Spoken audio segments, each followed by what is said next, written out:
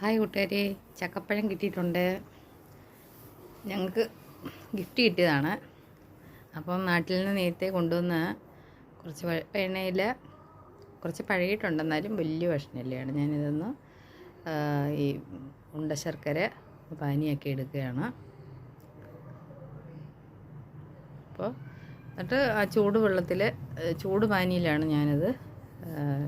അപ്പോൾ നമുക്കിതൊന്ന് മിക്സിയിൽ അരച്ചെടുക്കാം. ശകലം ഉപ്പിട്ടിട്ടുണ്ട്, അതിലോട്ട് നമുക്ക് ഈ ചൂട് ശർക്കരപ്പാനി ഒഴിക്കാം. അപ്പോൾ ആ വെള്ളത്തിൻ്റെ ആവശ്യത്തിന് അങ്ങോട്ട് ആട്ടയും കൂടെ ഞാൻ ആട്ടയ്ക്കകത്താണ് ചെയ്യുന്നത്.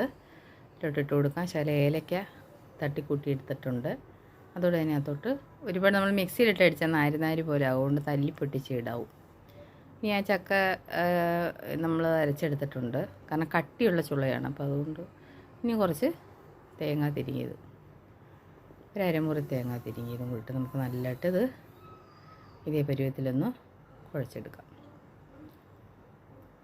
കുഴച്ചെടുത്ത് കുമ്പിള് പോലെ ആക്കി ഞാൻ ഇതിനകത്തോട്ട് സ്പൂൺ വെച്ച് കോരി വെച്ചാണത്.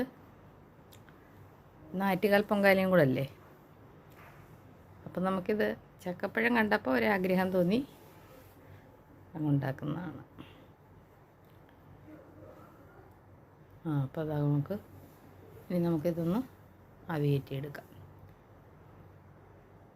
ഇനി ഒരു ശകലം വാഴയില നമ്മൾ പൊങ്കാല ഇടാൻ പോയപ്പോൾ കിട്ടിയ ബാലൻസ് അതും കൂടെ ഞാൻ അതിനകത്തോട്ട് അട പോലെ ആക്കി വെച്ചിട്ടുണ്ട്. സൂപ്പറായിട്ടില്ലേ നമ്മുടെ. Thank you friends.